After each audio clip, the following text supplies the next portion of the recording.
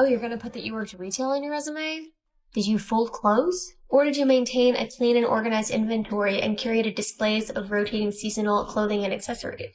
Did you help customers out?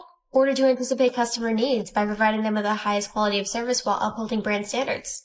Did you help with the fitting room? Or did you happily guide customers through the process of successfully finding their ideal styles and sizes? Follow for more. That was a viral video from our next guest, Erin McGoff. 12 million views for that. The 29-year-old describes herself as the internet's big sister, offering career and life advice. 6.5 million combined social media followers come to Erin for advice, and so she is sitting next to me right now to answer some of these questions. Erin, good to see you. Hey, Tamron. All right. Hi, thanks for having me. You talk a lot about financial advice. This one, any married couples in the Tam Fam audience today? All right. Do you tell your husband everything you buy? Oh, okay. This is a good one. This is perfect. This is perfect. We got honest people here. I love it. Okay. This question's for us. Dear Tamron, my husband and I have a loving and trusting relationship. Our only marital issue is he likes living within our means, and I have rung up $20,000 of credit card debt that he doesn't know about. How do I fix this financial problem without him finding out? Yes. You're gonna have to just tell him. Yeah. You gotta tell him.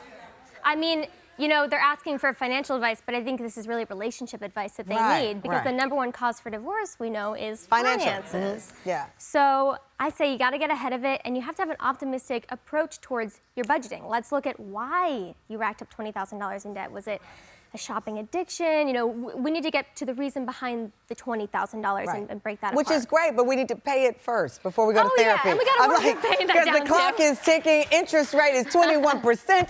You're gonna have more problems than that from him. So I agree, you gotta find out why you're buying things. Maybe it's impulsive. I cannot judge because I'm on Amazon late at night, like a lot of people. So I get it, but it's you gotta tell him. You can't, how do you keep, unless you're gonna go get a job at night while he is sleeping.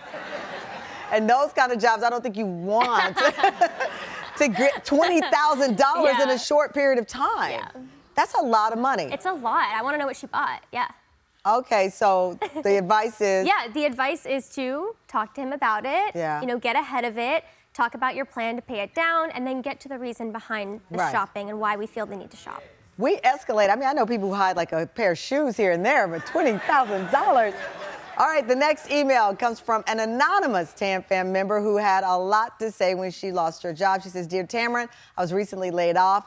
I took to LinkedIn to air out my grievances with the job market. I was very emotional. I even trashed my last boss. My post went viral, and I'm afraid it was viewed by prospective employers. What should I say if they ask about my post in an interview? It happens. You can't delete it? Well, you know, the internet's forever. Yeah, it is forever. That's true. So my first piece of advice would be to first find healthy ways to vent your grievances. So that could be screaming into a pillow, going to a kickboxing class, going to therapy. Find good ways to get that energy out, because we don't want to keep that bottled in. LinkedIn is not the greatest place to air those grievances, because it's just going to reflect poorly on you. Well, because as a potential employer, you're going to question that person's judgment. You're going to wonder if they come into my workforce, will they exhibit that same behavior? It's a judgment thing. People, I think, to your point, forget, and we talk a lot about kids not understanding the internet lasts forever. We know that adults do the same thing, hence the reason she went on LinkedIn, and now she has buyer's remorse. Yeah. So what do you do? But if she's in the interview, that means it wasn't a deal breaker. So that means they saw it and it wasn't a deal breaker. So I would address it head on and say, yeah, you know, it was really a shock. Had a really bad moment. This is not the kind of employee I am. It's not the kind of person I am. You bring me in, I'm going to be your all-star. Keep it forward-facing and keep it positive. I like that. Stay off LinkedIn. All right, there you go. Thank you. No, stay on, because they have great places to get jobs there. All right, thank you, Erin.